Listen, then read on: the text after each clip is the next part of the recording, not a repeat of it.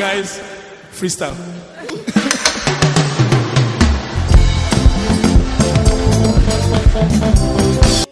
Jẹ́ kọ́rọ̀ rẹ̀ lè máa gbénu wa ká lè ṣe. Your word is life, your word is healing. Let your word dwell in us that we may prosper.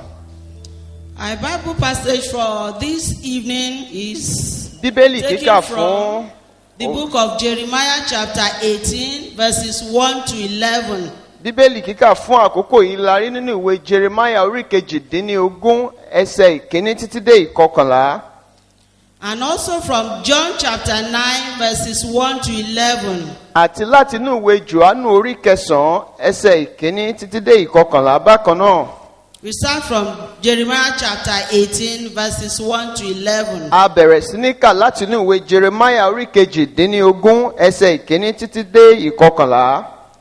The word which came to Jeremiah from the Lord saying, Ọ̀rọ̀ tí ó tọ̀ Jeremiah wá láti ọ̀dọ̀ Olúwa wípé, Arise and go down to the potter's house, and there I will cause thee to hear my words. Dìde sọ̀kalẹ̀ lọ sí ilé amọ̀kòkò, líbẹ̀ lé èmi ó mú ọ gbọ́ ọ̀rọ̀ mi. Then I went down to the potter's house, and behold, he wrought a work on the wheels. Mo sì sọ̀kalẹ̀ lọ sí ilé amọ̀kòkò, ṣáà wò ó mọ iṣẹ́ kan lórí kẹ̀kẹ́. And the vessel that he made of a clay was marred in the hand of the potter. So he made it again, another vessel, and seemed good to the potter to make it. Àti ohun èlò tí ó fi amọ̀ mọ́ sì bàjẹ́ lọ́wọ́ amọ̀kòkò náà. Nígbà náà lé ó sì mọ ohun èlò mìíràn bí ó ti rí lé ojú amọ̀kòkò láti mọ̀. Then the word of the Lord came to me saying, Ọ̀rọ̀ Olúwa sì tọ̀ mí wá wípé, O house of Israel, cannot I do you as this potter? Said the Lord, Behold, as the clay is in the potter's hand, so are ye in my hand, O house of Israel. Ẹ̀yin ilé Ísírẹ́lì, èmi kò wá lè fi yín ṣe gẹ́gẹ́ bí amọ̀kòkò yìí ti ṣe. Lé Olúwa wí, ṣáà wò ó. Gẹ́gẹ́ bí amọ̀ lé ọwọ́ amọ̀kòkò bẹ́ẹ̀ lé ẹ̀yin wà lé ọwọ́ mi, ilé Ísírẹ́lì. At what instance I shall speak concerning a nation and concerning a kingdom to pluck up and to pull down and to destroy it. Lójú kan náà tí èmi sọ̀rọ̀ sí orílẹ̀-èdè kan àti sí ìjọba kan láti fà á tu àti láti fà á lulẹ̀ àti láti pa á run. If that nation again, whom I have pronounced, turn from their evil, I will repent of the evil that I thought to do unto them. Bí orílẹ̀-èdè náà tí mo ti sọ ọ̀rọ̀ sí bá yí padà kúrò nínú ìwà búburú rẹ̀, èmi ó yí ọkàn mi padà ní ibi tí èmi ti rò láti ṣe sí wọn. And at what instance I shall speak concerning a nation and concerning a kingdom to build and to plant it. Àti lójú kan náà tí èmi sọ ọ̀rọ̀ sí orílẹ̀-èdè kan àti sí ìjọba kan láti tẹ̀ ẹ́ dó àti láti gbìn. If you do evil in my sight, that it obey not my voice, then I will repent of the good wherewith I said I will benefit them. Bí ó bá ṣe ibi níwájú mi tí kò sì gba ohùn mi gbọ́, nígbà náà lé èmi ó yí ọkàn mi padà ní ti rere èyí tí mo wí pé èmi ó ṣe fún wọn. Now therefore go to, speak to the men of Judah and to the inhabitants of Jerusalem, saying, Thus saith the Lord, Behold, I frame evil against you, and devise a device against you. Return ye now every one of his evil way, and make your way and your doings good. Ǹjẹ́ nísinsìnyí sáà sọ fún àwọn ènìyàn Júdà àti fún àwọn olùgbé Jerúsálẹ́mù wípé, báyìí lé Olúwa wí, sáà wò ó, èmi ń pète ibi sí yín, èmi sì ń ṣe ìpinnu kan sí yín, yípadà olúkúlùkù kúrò nínú ọ̀nà búburú rẹ̀, kí ẹ sì tún ọ̀nà àti ìṣe yín ṣe rere. The second one is from St. John chapter 9 verses 1 to 11. ìkejì ni láti inú ìwé Jòhánù orí 9 ẹsẹ̀ ìkíní títí dé ìkọkànlá. And as Jesus passed by, he saw a man which was blind from his birth. Bí Jésù sì ti ń kọjá lọ, ó rí ọkùnrin kan tí ó fọ́jú láti ìgbà ìbí rẹ̀ wá.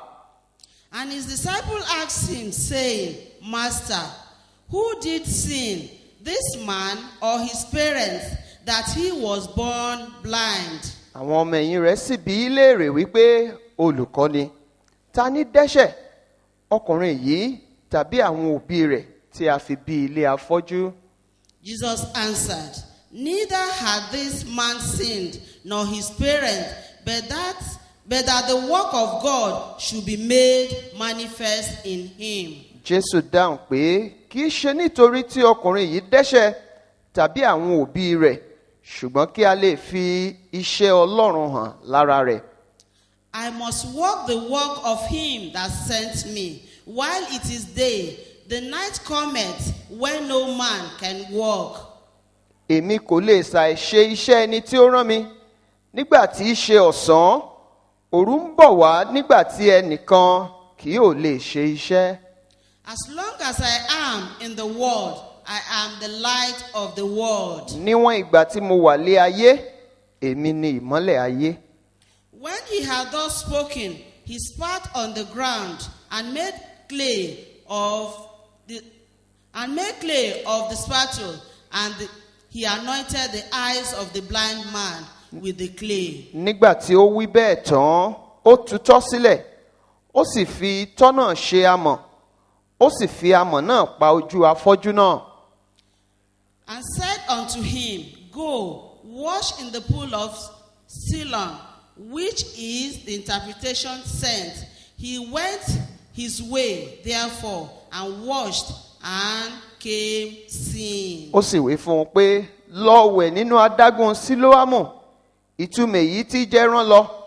Nítorí náà, ó gba ọ̀nà rẹ̀ lọ, ó wẹ̀, ó sì dé, ó sì ń ríran. The neighbors therefore, and they which before had seen him that he was blind, said, Is not this he that sat and begged? Ǹjẹ́ àwọn aládùúgbò àti àwọn tó rí ní ìgbà àtijọ́ pé alágbe ní í ṣe wípé ẹni tí ń jókòó ṣagbe kọ́ yìí?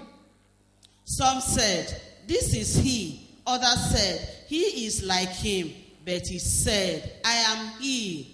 Àwọn kan wípé òun ni. Àwọn ẹlòmíràn wípé bẹ́ẹ̀ kọ́, ó jọ ọ́ ni. Ṣùgbọ́n òun wípé èmi ni. Therefore said they unto him, How were thine eyes opened? Nítorí náà ni wọ́n wí fún un pé, ǹjẹ́ ojú rẹ ti ṣe là? He answered and said, A man that is called Jesus made clay, and anointed my eyes, and said unto me, Go to the pool of Siloam and wash. And I went and washed, and I received sight. Ó dáhùn ó sì wí fún wọn pé, ọkùnrin kan tí a ń pè ní Jésù lé ó ṣe amọ̀, ó sì fi kùn mí lójú, ó sì wí fún mi pé lọ sí adágún Sílóámù kí o sì wẹ̀. Èmi sì lọ, mo wẹ̀, mo sì ríran. May we receive the touch of the potter tonight in Jesus' name. A gbàdúrà pé kí a gba ìfọwọ́tọ́ amọ̀kòkò lálẹ́ yìí lórúkọ Jésù.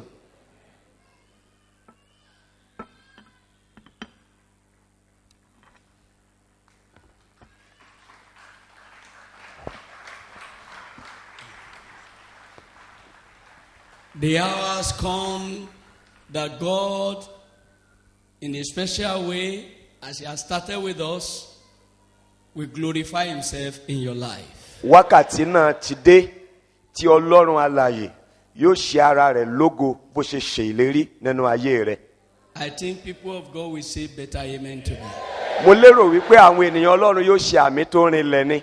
The man that was pursued by death Ẹni ọkùnrin tí ikú ń lé káàkiri ran to many places. ó sá lọ sí ibi gbogbo. But an hour came Ṣùgbọ́n wákàtí kan dé when God decided nígbà tí Ọlọ́run pinnu to glorify Himself láti ṣe ara rẹ̀ lógo in the life of that man. nínú ayé ọkùnrin yẹn. Divine help came from heaven. Ìrànlọ́wọ́ wá láti ọ̀run fún ọ. Divine help will come for you. Ìrànlọ́wọ́ yóò wá láti ọ̀run fún ọ.